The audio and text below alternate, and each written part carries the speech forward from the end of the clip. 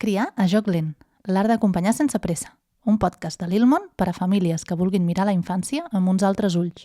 Perquè jugant aprenem a viure.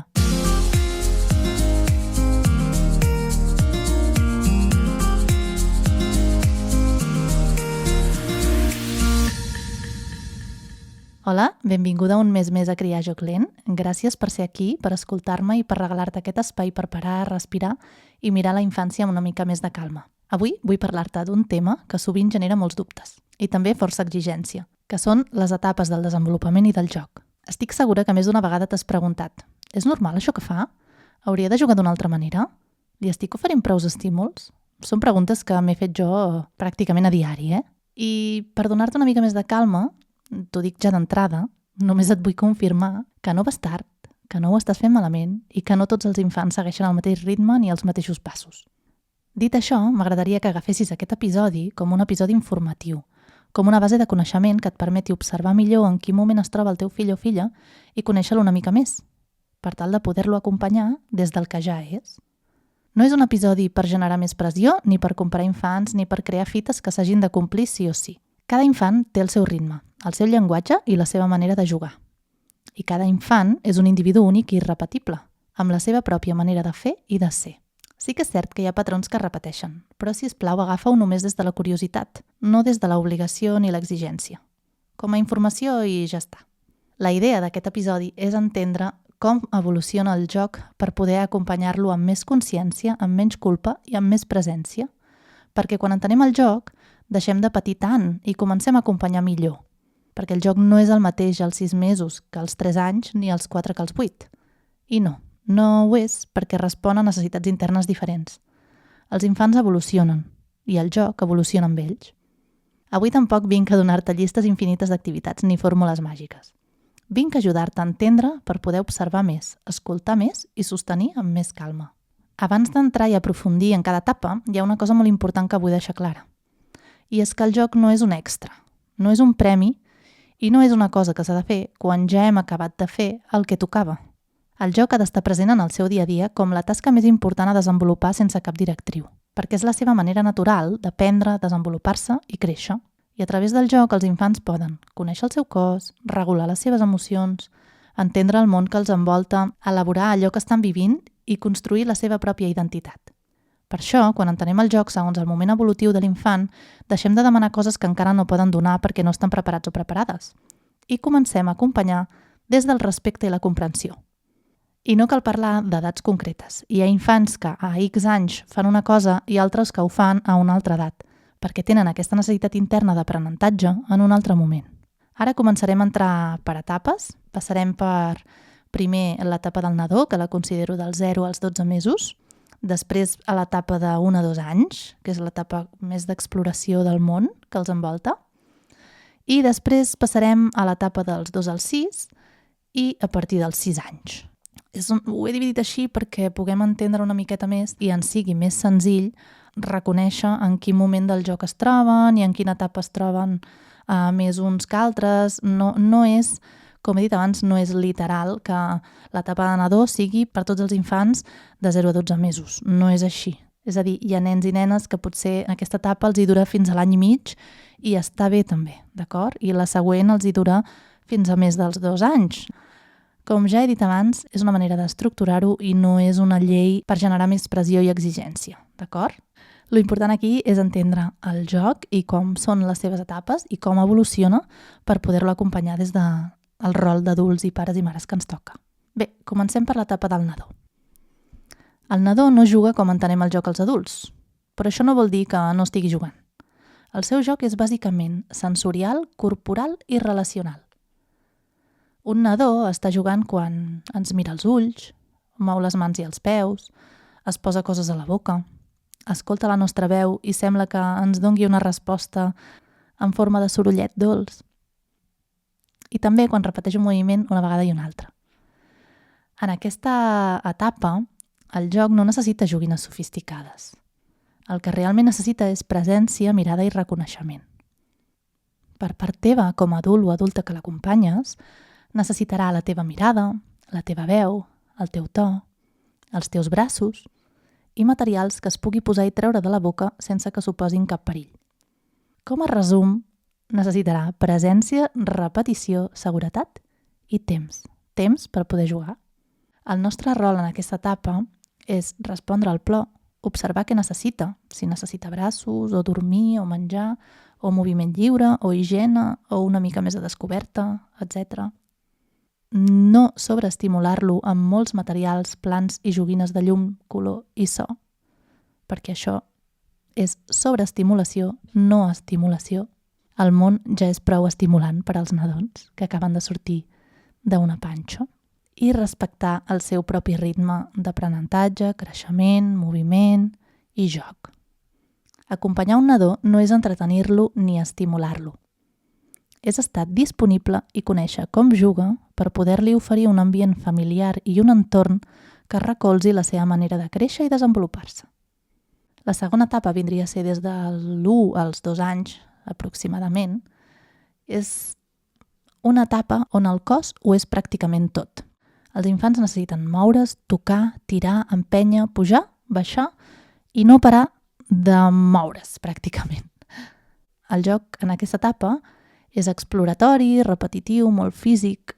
Es comencen a crear les primeres construccions cap al final de l'etapa i s'introdueix i explota en tot el seu esplendor el joc heurístic. I sí, a vegades pot semblar una mica caòtic per als nostres ulls adults. Tirar objectes, buidar calaixos, apilar i destrossar o repetir el mateix una vegada i una altra no és provocar, no ho fan per provocar. Al final, realment, estan aprenent un munt de coses. És aprendre. I en aquesta etapa hi ha infinitat d'aprenentatges de conceptes matemàtics bàsics que no es veuen a simple vista i que potser no reconeixem si ningú ens els explica. Per exemple, equilibri i coordinació amb el propi cos i amb els materials. Omplir, buidar, més quantitat, menys quantitat, posar coses a dins i treure coses a fora, aparèixer i desaparèixer. Són molts conceptes que a simple vista poden semblar jocs repetitius o sense gaire sentit pel món adult, però estan realment construint conceptes interns de grans aprenentatges posteriors. En aquesta etapa es consolida el que s'anomena en el marc teòric el joc heurístic i comença a aparèixer quan l'infant pot manipular i relacionar els objectes entre ells lliurement. Culleres, taps, teles, anelles, capses, els barreja entre si per explorar les conseqüències. El nostre rol en aquesta etapa implica observar sense interrompre constantment, posar límits clars i senzills però tranquils, permetre l'exploració segura i no dirigir el joc. Acompanyar pot ser tan senzill com dir: veig que estàs provant una cosa. Sóc aquí si em necessites. Veig que tens ganes d'obrir calaixos. Aquest no vull que l'obris, però aquí en tens un que sembla molt interessant. I en aquesta etapa, el joc és comprensió del món, coordinació, autonomia i confiança. Encara no juguen amb els altres, juguen al seu costat. I això és totalment normal. El joc sensorial continua sent molt important. Aigua, fang, sorra, textures, barreges. I el de moviment, també. Pujar, baixar, empènyer, córrer. Acompanyant tot això vol dir oferir espais segurs, dir menys no i confiar més. No necessiten que els ensenyem a jugar. Necessiten espai, temps i un ambient adequat per fer-ho amb llibertat. En l'etapa de 2 a 6 anys, el món simbòlic i creatiu entren en acció. El joc simbòlic i la creativitat creixen al llarg d'aquests anys. El món interior surt cap enfora. De cop, una caixa es converteix en una casa, una cullera en un micròfon, un coixí en un volcà i un pal és una espasa. A través del joc simbòlic elaboren emocions, processen el que viuen, entenen i practiquen les relacions, expressen pors i desitjos, representen conflictes i fins i tot experimenten diversos rols. A vegades el joc es repeteix molt i moltes vegades i apareixen temes intensos com ara monstres, lluites, separacions, i el nostre rol és clau. No els hem de corregir el joc, ni els hem de censurar allò que estan expressant. Hem d'observar abans d'intervenir i sostenir sense dirigir. No cal dir-los això no es fa servir així o així no es juga. Cal dir-los més et veig, t'escolto, sóc a prop. Al final el joc és el seu llenguatge emocional. Primer comença amb les repeticions del que veuen i viuen a la vida diària, com ara la cuina, el metge, l'escola, les botigues, i va evolucionant fins al punt d'arribar a crear mons imaginaris amb personatges que viuen i intervenen a la seva manera. S'uneix i evoluciona amb el joc de construccions. I en aquesta etapa també apareix amb força el joc artístic i creatiu, de pintar, modelar, enganxar, crear... No per fer coses boniques, sinó més aviat per expressar-se.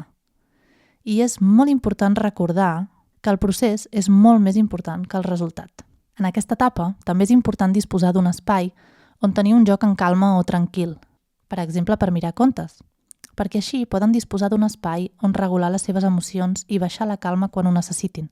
Els materials de joc oberts ajuden a que aquest món simbòlic i creatiu es pugui anar desenvolupant i creixent al llarg de tots aquests anys. Quan respectem el joc simbòlic, els estem dient el teu món interior és important.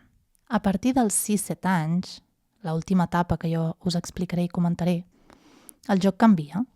Apareixen les normes, el joc compartit guanya pes, el grup comença a esdevenir important, els jocs de taula comencen a interessar més i els esports i el joc cooperatiu també prenen més espai.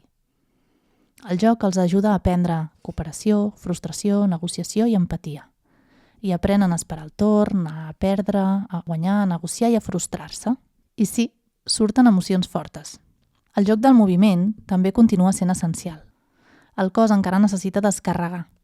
El nostre rol en aquesta etapa és validar les emocions quan perden, no ridiculitzar-los l'enuig, no exigir-los maduresa constant i continuar deixant espai al joc simbòlic i creatiu que tant pes havia agafat a l'etapa anterior. També apareix amb més força la lectura i els jocs tranquils d'aprenentatge amb un mateix, com l'escriptura, els projectes STEAM, etc.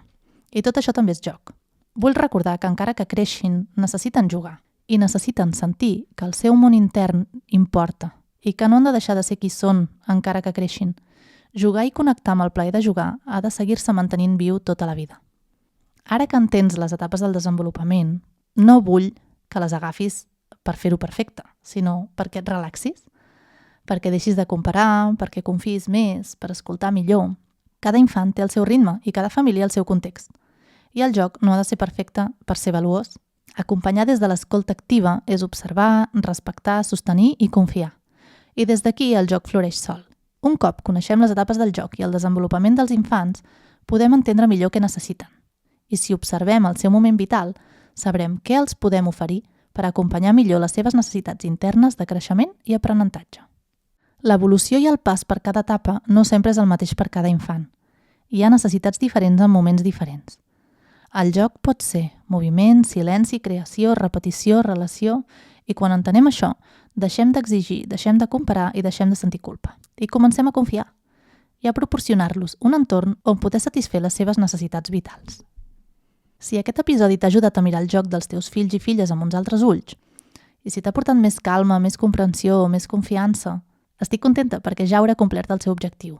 I si sents que vols entendre millor com juga el teu fill o filla, com oferir-li un espai de joc sense sobreestimular-lo i com viure la criança amb més calma, a les meves assessories et puc ajudar. Trobaràs tota la informació a lilmon.com o pots escriure'm a criarjoclen@gmail.com. Gràcies per ser aquí, per escoltar, per mirar la infància amb uns altres ulls i recorda sempre, sempre, sempre que jugant aprenem a viure.